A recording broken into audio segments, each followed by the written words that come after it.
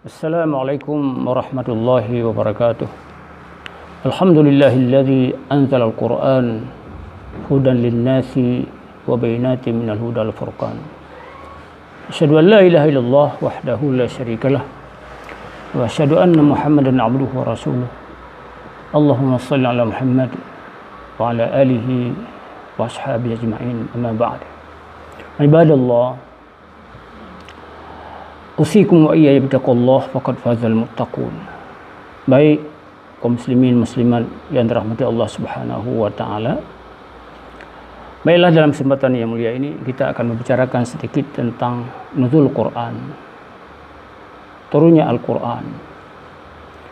Al-Quran merupakan petunjuk dan rahmat bagi manusia dan kemanusiaan. Allah turunkan Al-Quran kepada Nabi Muhammad SAW untuk beliau sampaikan kepada umat sebagai tuntunan, pelajaran, dan berisi semua cerita-cerita umat masa lalu dan umat yang akan datang. Allah yang mulia, kita akan melihat sedikit tentang fase-fase turunnya Al-Quran. Fase pertama adalah Al-Quran turun ke Lauh Mahfuz. Dari mana turun ke Lauh Mahfuz? Dari Allah Subhanahu wa taala. Allah berfirman, "Bal huwa Qur'anun Majid." Itulah Al-Quran yang mulia, fi lauhin mahfuz, yang berada di dalam mahfuz. Allah yang mulia, apa itu lauh mahfuz? Apa itu lauh mahfuz? Lauh mahfuz makna letternya adalah loh, artinya papan atau batu tulis. Al-Mahfuz yang terjaga, lembaran yang terjaga. Ulama mengatakan bahwa, seperti Abdul Aziz bin Baz mengatakan bahwa Lauh Mahfuz adalah sesuatu yang tidak dapat diketahui oleh manusia kecuali Allah Subhanahu wa taala. Jadi Al-Quran pertama adalah turun ke Lauh Mahfuz. Yang kedua, al-marhalah tsaniyah, nazal Al-Quran min al-Lauh Mahfuz ila Baitul Izzah. Al-Quran turun dari Lauh Mahfuz ke Baitul Izzah di langit dunia. Apa itu Baitul Izzah? Ulama menjelaskan bahwa anna Baitul Izzah huwa baitun azim yujad fis sama. Baitul Izzah adalah rumah yang paling besar, keberadaannya di langit. Yusalli fihi kulla yawmin sab'una alfa malakin. Di rumah itu, di Baitul Izzah itu, di sana ada 70.000 malaikat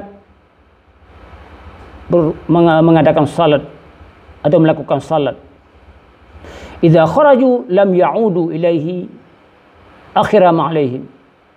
Setelah mereka salat, 70.000 malaikat setiap hari di rumah itu malaikat melakukan salat. Setelah itu tidak balik lagi. Setiap hari 70.000 malaikat. Itu Baitul Izzah.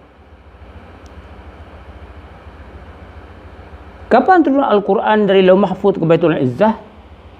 Yaitu adalah pada malam Qadar. Pada malam Lailatul Qadar. Seperti firman Allah Subhanahu wa taala dalam surah Al-Qadar, "Inna anzalnahu fi Lailatul Qadr." Kami turunkan Al-Quran pada malam Qadar, yang kita ketahui adalah pada malam 17 Ramadan yang kita peringati setiap tahun. yang disebut adalah peringatan nuzulul Quran. Itu turun dari Lauh Mahfuz ke Baitul Izzah di langit dunia itu secara jumlah, secara keseluruhan. Secara keseluruhan turun ke langit dunia dari Lauh Mahfuz. Itu menandakan bahwa keagungan Al-Quran ini dan membesarkan, mengagungkan Nabi yang menerimanya, yaitu Muhammad sallallahu alaihi wasallam. Dan juga sebagai pengumuman, izan, pemberitahuan li ahli samawat kepada penduduk bumi, penduduk langit yang 7 itu, annal Qur'ana huwa khatimul kutubis samawiyah al-munazzalah ala khairil khalqi. Bahwa Quran itulah akhir daripada kitab langit, ajaran langit yang diturunkan kepada khairil khalqi wa asyrafihim, kepada makhluk yang paling mulia, yang paling baik adalah Muhammad sallallahu alaihi wasallam. Jadi marhalah kedua adalah Al-Quran turun dari Lauh Mahfuz ke Baitul Izzah di langit dunia. Apa itu Baitul Izzah? Yaitu sebuah rumah besar di langit yang kita tidak tahu. Di sana setiap hari melakukan salat 70,000 malaikat melakukan salat. Idza kharaju lam ya'udu ilaihi abadan, apabila mereka telah keluar mereka tidak kembali lagi. Itu bentuk daripada Baitul Izzah. Yang ketiga adalah al-marhalatus sadisah. Fase ketiga adalah anzalal Quran mufarraqan. Al-Quran turun secara sedikit demi sedikit sesuai dengan keperluan pada saat itu, untuk menjawab pertanyaan-pertanyaan kaum jahiliyah atau pertanyaan orang musyrik atau pertanyaan kaum muslimin. Selama berapa? Selama 23 tahun turun Al-Quran itu di Makkah dan Madinah. Wa Qur'anan farraqnahu litaqra'ahu 'alan nas ala muqsin. Al-Quran kami pisah-pisahkan. Kami turunkan terpisah-terpisah. Apakah 1 ayat, 5 ayat dan sebagainya kepada manusia untuk menjadi dengan pelan-pelan, tidak sekaligus. Nazala bihi ruhul amin, yang dibawa oleh malaikat Jibril ala qalbika Muhammad, ke dalam hatimu Muhammad, litakuna minal munzirin, supaya kamu jadi orang-orang yang memberikan kabar gembira kepada orang-orang dan kabar takut kepada orang-orang yang berada di sekitar kamu pada saat itu. Jadi fase ketiga ini Allah turunkan Al-Quran terpisah-pisah sesuai dengan kejadian atau pertanyaan daripada sahabat dan sebagainya, dan Allah langsung menjawab, karena Quran itu bukan bikinan Muhammad sallallahu alaihi wasallam, tapi Quran adalah turun dari Allah Subhanahu wa taala, sehingga Nabi Muhammad membaca Al-Quran itu. Jadi kenapa Quran, orang-orang kafir mengatakan, kenapa Quran tidak diturunkan sekaligus seperti kitab-kitab dahulu?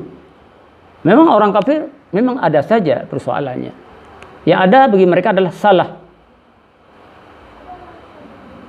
Jadi Al-Quran turun dari Lauh Mahfuz ke Baitul Izzah secara sekaligus untuk menampakkan bahwa keagungan Al-Quran, kitab terakhir, dan keagungan Nabi Rasul yang menerimanya itu, yaitu Nabi Muhammad SAW. Apa sebenarnya dari 3 fase turun itu, apa yang dapat kita pahami? Wa kana nuzulul Quran mufarraqan alaihi sababan fi tasbiti qalbihi. Rupanya Al-Quran turun secara sedikit-sedikit untuk memantapkan hati Nabi Muhammad SAW dan mencerahkan dada beliau. Allah mengatakan, kadzalika linusabbita bihi fuadak. Kenapa kami turun Al-Quran dari langit dunia ke hati Nabi Muhammad SAW? Untuk menetapkan hatimu, fuadak. Jadi Muhammad mudah memahami, mudah menghafal Al-Quran karena diturunkan sedikit-sedikit. Allah yang mulia, Itu untuk Nabi Muhammad SAW. Kemudian hikmah diturunkan Al-Quran sedikit-sedikit untuk menyikapi hajat manusia pada saat itu dan orang mukmin dalam setiap masa dakwah. Yas'alunaka 'anil ahillah. Yas'alunaka 'anil syahril haram. Mereka bertanya padamu tentang syahril haram. Yas'alunaka 'anil yatama. Mereka bertanya tentang anak yatim bagaimana. Jadi semuanya pertanyaan itu dijawab oleh Allah Subhanahu wa taala melalui Nabi Muhammad sallallahu alaihi wasallam. Jadi Rasulullah tinggal menerima wahyu dari Allah Subhanahu wa taala. Yang ketiga adalah hikmah ketiga adalah diturunkan Al-Qur'an secara terpisah adalah untuk menyelamatkan manusia dari kancah kekafiran kepada nur tauhid Allah Subhanahu wa taala. Dan tentu pada saat itu dia sama manusia dalam pemahaman, dalam kapasitas sebagai orang yang pandai dan orang yang tidak pandai. Maka Allah Subhanahu wa taala menurunkan Al-Qur'an secara sedikit demi sedikit untuk mudah dihafal supaya mantap Rasulullah dalam berdakwah dan manusia juga mantap dalam menerima dakwah beliau sallallahu alaihi wasallam. Oleh karena itu hamba Allah yang mulia dapat kita pahami bahawa turun Al-Quran dalam 3 fase. Yang pertama ke Lauh Mahfuz. Yang kedua adalah dari Lauh Mahfuz ke Baitul Izzah.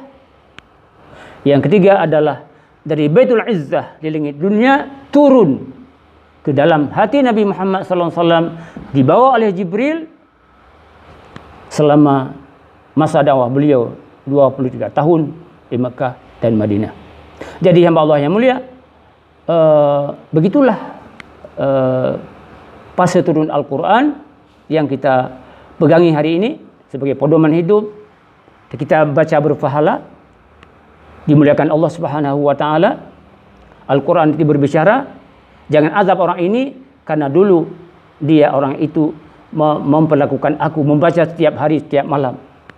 Maka Quran adalah sebagai petunjuk bagi kaum muslimin.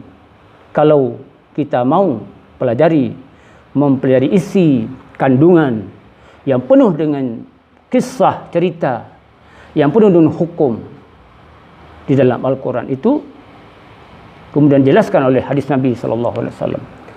Oleh karena itu hamba Allah yang mulia, maka karena itu setiap malam 17 Ramadan kaum muslimin memperingati turunnya Al-Quran untuk menjadi pegangan pada mereka, dan supaya mereka tidak lalai dengan dunia, mereka tetap membaca Al-Quran, mempelajari isi dan menerapkan dalam kehidupan sehari-hari. Barangkali inilah yang dapat saya sampaikan, mudah-mudahan ada manfaatnya. Assalamualaikum warahmatullahi wabarakatuh.